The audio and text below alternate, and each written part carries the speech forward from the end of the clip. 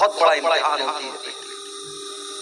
اور آج کے دور میں بیٹی ایک اور طریقے سے امتحان ہے میرے بھائی. بیٹی جب 8 سال کی ہوئی، 10 سال کی، جوانی کی دہلیز پر قدم رکھنے لگی، زمانے کی ہوسناک نظریں اس نوخیز لڑکی کے جسم کا چکر لگانے لگی، زمانے کی بھوکی نگاہیں گدھ کی طرح اس بچی، اس لڑکی کے جسم کی طرف مائل ہونے لگی. ایک باپ کی ذمہ داری صرف یہ نہیں ہے کہ اس بچی کو، اس بیٹی کو اچھا کھلائے، اچھا پہنائے، اس کو اچھے اسکول میں داخلہ کرائے، اس کو تعلیم دے. اسے زمانے کی گندی نظروں سے بچانا بھی باپ کے لیے بہت بڑا چیلنج ہے. بیٹیوں کو میرے بھائی، بیٹے اور بیٹیاں یہ دونوں آپ کے کندھے پر بہت بڑی آیا. آج تک آپ نے یہ تقریر سنی ہوگی ماں کے پیروں کے نیچے جنت ہے. آپ نے یہ تقریر سنی ہوگی باپ جنت کا دروازہ ہے. لیکن آج ایک اور حدیث میں آپ کو سنانے جا رہا ہوں.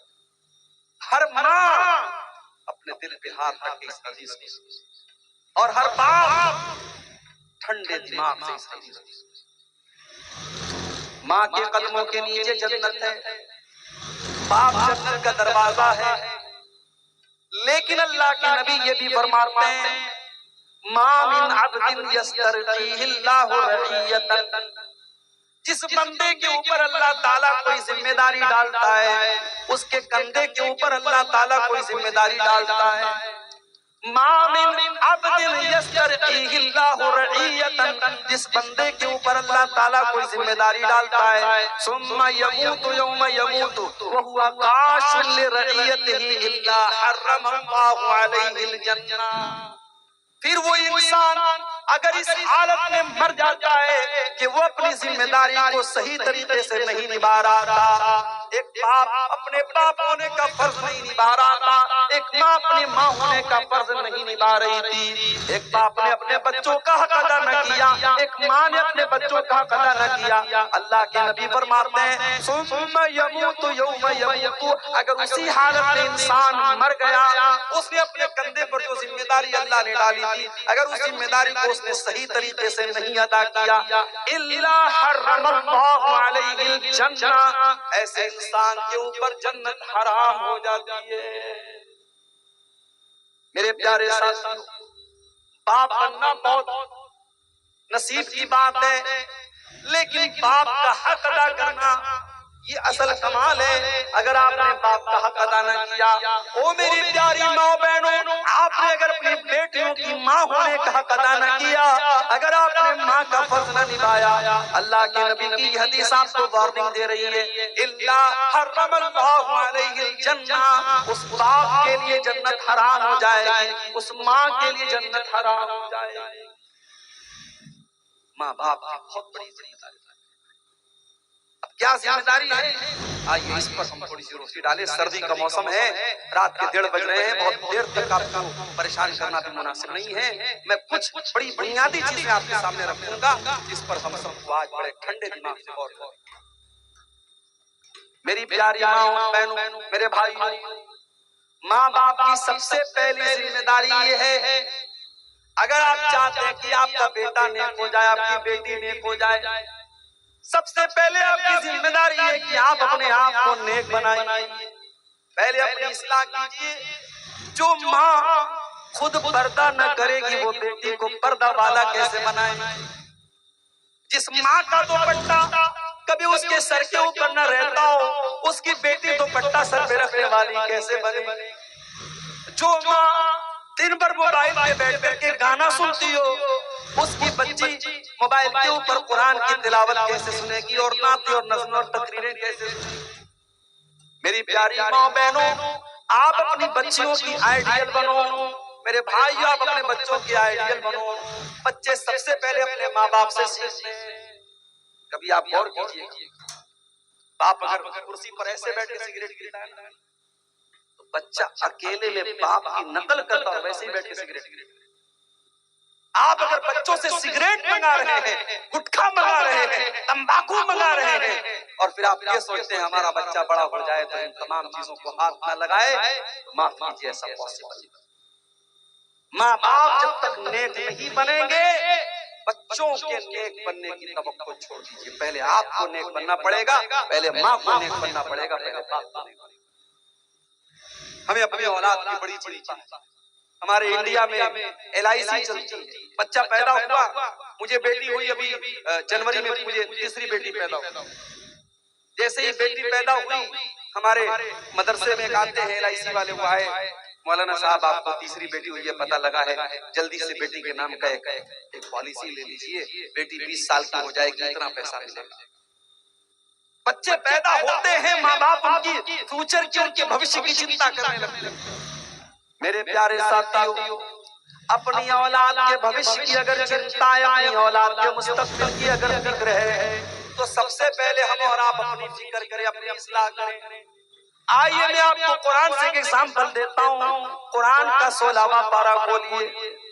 حضرت موسیٰ علیہ السلام کا واقعہ اللہ تعالیٰ بیان کر رہا ہے. حضرت موسیٰ اور حضرت خضر ایک بستی کے پاس سے گزر رہے ہیں, ایک گاؤں کے پاس سے گزر رہے ہیں. دونوں کو بھوک لگی ہے, دونوں نے گاؤں والوں سے کھانا مانگا, لیکن گاؤں والے بڑے کنجوس تھے, بڑے بخیل تھے, انہوں نے کھانا نہیں کھلایا. آج بھی جس بستی میں علماء کی قدر نہ کی جائے, جس بستی میں دین کے طلباء کی قدر نہ کی جائے, اس بستی سے بڑا بخیل, اس سے بڑے کنجوس کہیں لوگ نہیں. بہت ساری بستیاں ایسی ہوتی ہیں وہاں علماء نہیں جانا چاہتے کیونکہ وہاں بڑے بخیل لوگ. آج ہمارے پاس بمبئی سے فون آتا ہے, مولانا صاحب ذرا اس پر بھی تھوڑا تدبیروں میں روشنی ڈالیے. آج لوگ کہتے ہیں جلسے نہیں ہونے چاہیے. ٹھیک ہے, اگر جلسوں میں کوئی چیز غلط ہو رہی ہے اس کی اصلاح ہونی چاہیے. اسی سیمانچل کے جلسوں میں نے سینکڑوں مرتبہ تقریر میں کہا ہے, جو چیزیں غلط ہیں اس پر آپ روک لگائیے. عورتیں اگر بے پردہ آ رہی ہیں, غلط ہے, اس پر روک لگائیے. سڑک پر آپ عورتوں کی دکان لگوا رہے ہیں, غلط ہے, اس پر آپ پابندی لگوائیے. نیپال کے علاقوں میں جلسوں میں بھی میں نے کہا, سیمانچل کے جلسوں میں بھی میں نے کہا, لیکن جلسے بند کر دیے. دین کی بنیاد اور دین کی باتیں آپ کے دلوں تک پہنچانے کا ذریعہ ہے یہ جلسے. کم سے کم اتنے سردی کے موسم میں رات کو 2 بجے ساری دنیا بیٹھ کے اپنے بستر پہ رضائی اوڑھ کے آرام کر رہی ہے. اگر اس پنڈال کے نیچے آپ بیٹھے ہیں, ہماری مائیں بہنیں بیٹھی ہیں, یہ بہت بڑی دلیل ہے اس بات کی کہ آپ کے دل میں ایمان کی محبت ہے, اسلام کی محبت ہے, اللہ اور اس کے رسول کی محبت ہے. کہ جلسے, یہ دینی پروگرام اسی محبت کی جوتی کو جلانے کے لیے, اس محبت کی جوتی کو روشن کرنے کے لیے قائم کیے جاتے ہیں. اور اگر ان جلسوں پر پیسہ خرچ ہوتا ہے, تو اگر آپ کو درد ہو رہا ہے اور پیٹ میں درد ہو رہا ہے, تو آپ کے اسی سماج میں شادیوں میں لاکھوں کروڑوں روپے خرچ ہو رہے ہیں, وہاں کیوں نہیں اعتراض ہوتا ہے؟ شادیوں میں آج جس قوم کے بچے آج بھوکمری سے مر رہے ہیں, اس قوم کی غریب بیٹیاں آج شادی اپنے باپ کی غریبی کی وجہ سے شادی نہیں ہو پا رہی ہے, اور جس قوم کی معاشی حالت نہایت خراب ہے, اس قوم کے اندر آج شادیوں پہ لاکھوں روپے خرچ ہوتے ہیں, اور لاکھوں روپے کا کھانا نالی میں بہا دیا جاتا ہے. ان فضول خرچیوں پر آپ روک لگائیے. جلسوں کو نشانہ بنانے والے دراصل یہ چاہتے ہیں کہ جلسے بند ہو جائیں, پھر حرام کو حرام کہنے والے بھی ختم ہو جائیں, جائز کو جائز کہنے والے اور ناجائز کو ناجائز کہنے والے بھی ختم ہو جائیں. میرے بھائیوں, یہ دین کی حفاظت کی تدبیریں ہیں, اور یہ آپ کو دین سے جوڑے رکھنے کے طریقے ہیں. لہٰذا ان جلسوں پر آپ بہت زیادہ مشق ستم ان کو نہ بنائیے. تو حضرت موسیٰ اور حضرت خضر کو گاؤں والے بڑے کنجوس تھے, انہوں نے کھانا نہیں کھایا. اب قرآن کہتا ہے حضرت موسیٰ اور حضرت خضر دونوں نے دیکھا کہ ایک مکان کی دیوار گر رہی ہے. حضرت خضر اٹھے, انہوں نے دیوار کو سیدھا کر دیا. حضرت موسیٰ نے بڑے غصے میں کہا لو شئت لاتخذت علیہ اجرا, اے حضرت خضر آپ نے دیوار کو کیوں سیدھا کر دیا؟ کنجوس لوگ, مکھی چوس لوگ ہیں, انہوں نے ہم کو کھانا تک نہ کھلایا, اور آپ نے ان کی دیوار کو فری میں ٹھیک کر دیا. آپ کو اس کا پیسہ لے لینا چاہیے تھا, اس کی اجرت لے لینی چاہیے تھا. حضرت خضر نے جواب دیا وَأَمَّا الْجِدَارُ فَكَانَ لِغُلَامَيْنِ يَتِيمَيْنِ فِي الْمَدِينَةِ وَكَانَ تَحْتَهُ كَنْزٌ لَهُمَا. اے موسیٰ, وہ دیوار 2 یتیم بچوں کے مکان کی دیوار تھی, اس مکان کے اندر 2 یتیم بچے رہا کرتے تھے. اور اس دیوار کے نیچے ان کے باپ نے خزانہ چھپایا تھا. باپ نے مرنے کے پہلے اس دیوار کے نیچے خزانہ چھپایا تھا. اگر دیوار گر جاتی خزانہ سامنے آ جاتا اور گاؤں کے لوگ خزانے کو لوٹ کے لے کے چلے جاتے. اے موسیٰ، اللہ نے مجھے حکم دیا کہ میں دیوار کو سیدھا کر دوں تاکہ کل جب بچے جوان ہو جائیں تو اپنے باپ کا خزانہ وہ حاصل کر لے، بچوں کے باپ کا خزانہ برباد نہ ہو جائے. اس لیے اللہ نے مجھے حکم دیا. اور اے موسیٰ، ایسا کیوں کیا گیا؟ فرمایا وَكَانَ أَبُوهُمَا صَالِحًا، ان دونوں بچوں کا باپ نیک تھا. اس آیت کی تفسیر میں علامہ ابن کثیر لکھتے ہیں کہ دیکھو، باپ نیک تھا تو باپ کی نیکی کی وجہ سے اللہ تعالیٰ نے بچوں کے خزانے کو بچا لیا. بچوں کا خزانہ اللہ نے بچا لیا صرف اس لیے کیونکہ باپ نیک تھا. میرے بھائیو، اپنے آپ کو نیک بناؤ، آپ کی اولاد کا بھوشیہ سرکشت ہو جائے گا، آپ کی اولاد کا مستقبل بہتر.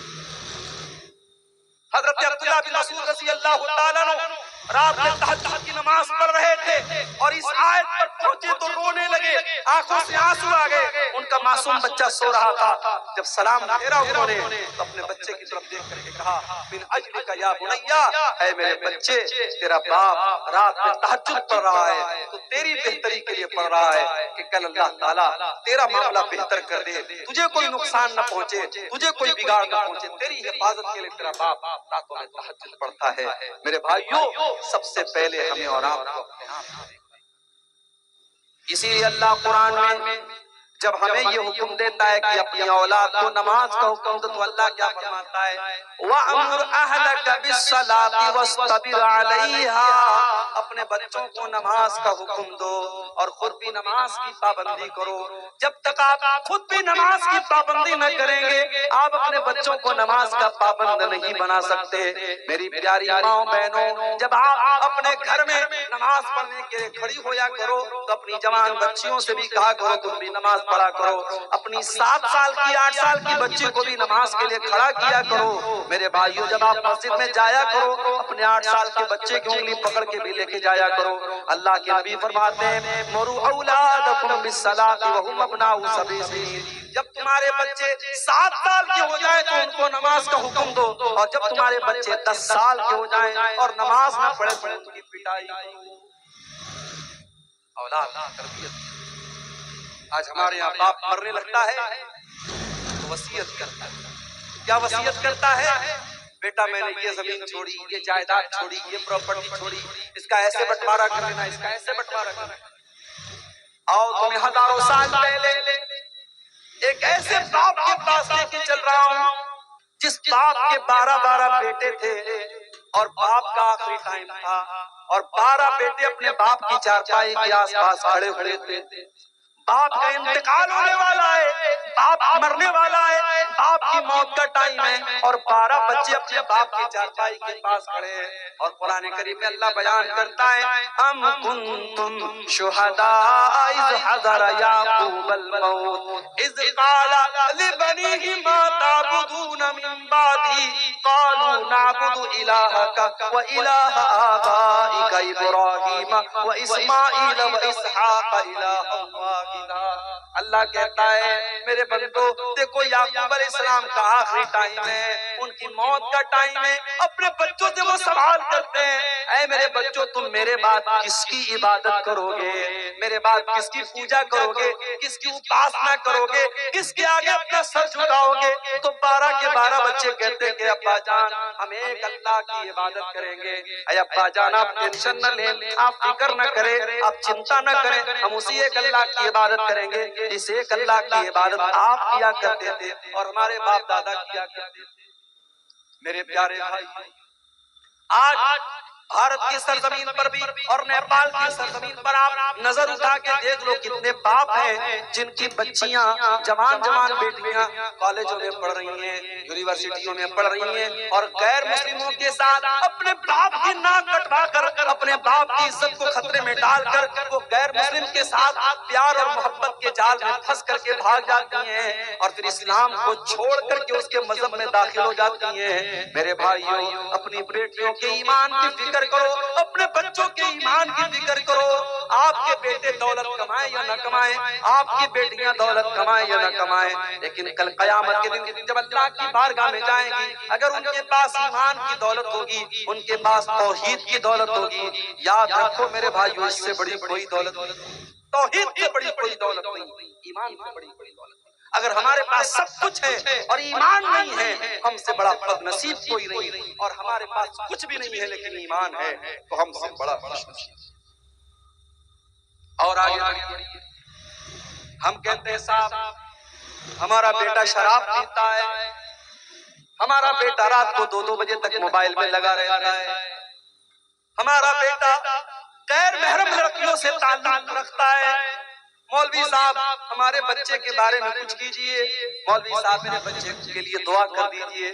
میرے پیارے بھائیوں، آپ کا بیٹا یا بیٹی آج جوان ہوا ہے، جب وہ 8 سال کا تھا، جب وہ 10 سال کا تھا، کیا آپ نے اس کے دل اور دماغ میں یہ بات ڈالی تھی بیٹا کبھی کوئی گناہ کا کام کرنے کے پہلے یہ سوچ لینا وہ اللہ دیکھ رہا ہے، اس اللہ کو حساب دینا ہے۔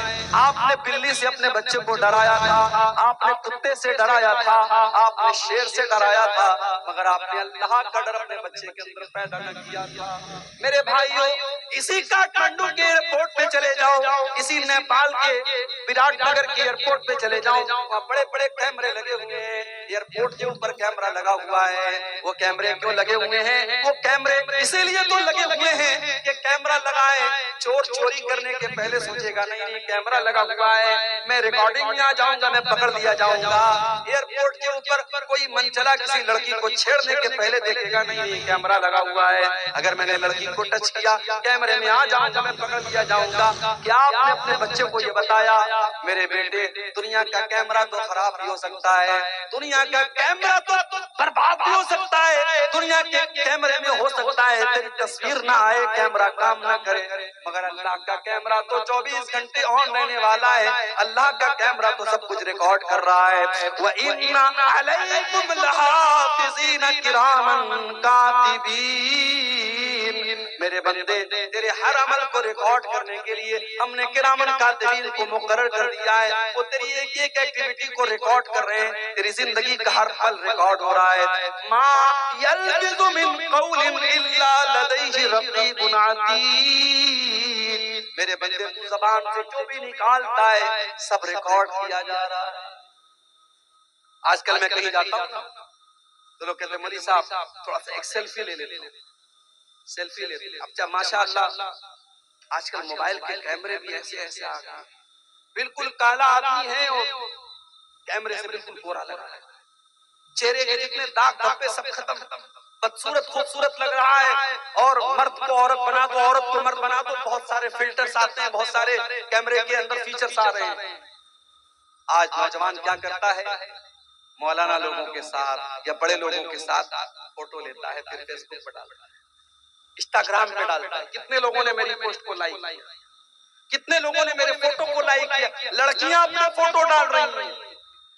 میرے پیارے ساتھیوں، میری پیاری ماں بہنوں، آپ کو اس بات کی فکر ہے آپ کو فیس بک پر کتنے لوگوں نے لائک کیا، آپ کو انسٹاگرام پر کتنے لوگوں نے لائک کیا، آپ کے اسٹیٹس کو واٹس ایپ پر کتنے لوگوں نے دیکھا، لیکن کیا آپ کو اس بات کی فکر ہے کل اللہ تعالیٰ قیامت کے دن آپ کو لائک کرے گا کہ نہیں کرے گا؟ کہیں ایسا نہ ہو دنیا والوں نے تو بہت لائک کیا لیکن اللہ تعالیٰ کل ڈس لائک کر دے اور اللہ کی بارگاہ میں اللہ ہم سے ناراض ہو جائے۔ میرے بھائیوں، دنیا والے لائک کرے یا نہ کرے، اللہ ہم کو لائک کرے، ہمیں اس بات کی چنتا ہونی چاہیے کل قیامت کا دن ہوگا، اللہ تعالیٰ ہماری زندگی بھر کی ریکارڈنگ کو ہماری گردن میں ڈال دے گا اور اللہ فرمائے گا اقرا کتابک کفی بنفسک اليوم علیک حسیبا۔ اے میرے بندے یہ دیکھ، یہ تیری زندگی بھر کی ریکارڈنگ ہے، یہ تیرا سارا کچا چٹھا ہے، یہ رات کو 12 بجے تو نے بند کمرے میں جو گناہ کیے تھے، تو نے رات کو 2 بجے جو تو نے گناہ کیے تھے، وہ سب اس کیمرے کی ریکارڈنگ کے اندر ریکارڈ کر دیا گیا ہے۔ میرے بندے تو بتا تیرے ساتھ کیا ہونا چاہیے، تو خود اپنا حساب کر لے، تیرے ساتھ کیا ہونا چاہیے۔ میری ماں